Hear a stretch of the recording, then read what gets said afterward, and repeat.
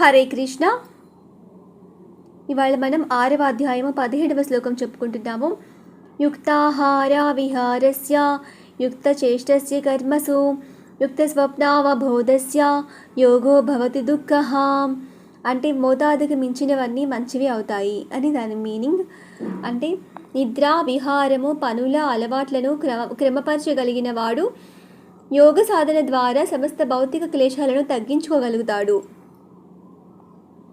దేహ అవసరాలైనట్టి ఆహారము, నిద్ర, రక్షణ, మైథునం అనే విషయంలో మితాన్ని మించడం యోగ సాధనలో పురోగతిని ఆటంకపరుస్తుంది. ఆహారానికి సంబంధించినంత వరకు మనిషి ప్రసాదాన్ని అంటే పవిత్రమైన ఆహారాన్ని తీసుకోవటం, అంగీకరించడం అలవాటు చేసుకున్నప్పుడు మాత్రమే అది క్రమంలో ఉంటుంది. భగవద్గీతను అనుసరించి శ్రీకృష్ణునికి కూరలు, పూలు, పండ్లు, ధాన్యము, పాలు మొదలైనవి సమర్పించాలి. ఈ ప్రకారంగా కృష్ణ భక్తి భావనలో ఉన్న మనిషి మానవులు తినడానికి ఉద్దేశించబడిన ఆహారాన్ని అంటే సత్వగుణంలో లేనట్టి ఆహారాన్ని తీసుకోకపోవడంలో అప్రయత్నంగా శిక్షణను పొందుతాడు. నిద్రకు సంబంధించినంత వరకు కృష్ణ భక్తి భావనలో ఉన్న వ్యక్తి కృష్ణ భక్తిలోని తన కర్మల నిర్వహణలో సర్వదా జాగరూకుడై ఉంటాడు. అందుకే నిద్రలో అనవసరంగా గడిపే కాలము గొప్ప నష్టంగా భావించబడుతుంది. అవ్యర్థ కాలత్వం. కృష్ణ భక్తి భావనలోని వ్యక్తి భగవత్ సేవలో నెలకొనకుండా జీవితంలో 1 నిమిషం గడిచిపోవడాన్నైనా భరించలేడు. అందుకే అతని నిద్ర మితంగా ఉంటుంది. ఈ విషయంలో అతనికి ఆదర్శనీయులు శ్రీల రూప గోస్వామి.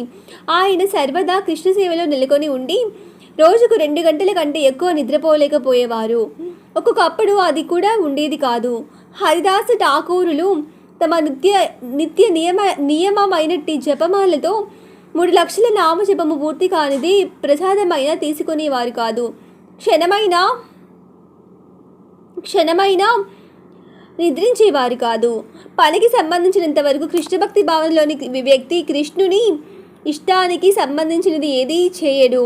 ఆ విధంగా అతని కార్యము సర్వదా క్రమంగానూ ఇంద్రియ భోగంతో కలుషితం కాకుండానూ ఉంటుంది. ఇంద్రియ భోగం అనే ప్రశ్నే ఉండదు కనుక కృష్ణ భక్తి భావనలోని వ్యక్తికి లౌకిక విరామం అనేది ఉండదు. తన పని, మాట, నిద్ర, మెలకువ, ఇతర అన్ని దేహ కలాపాలలో అతడు క్రమపద్ధతిలో ఉంటాడు కనుక అతనికి భౌతిక క్లేశము ఉండదు.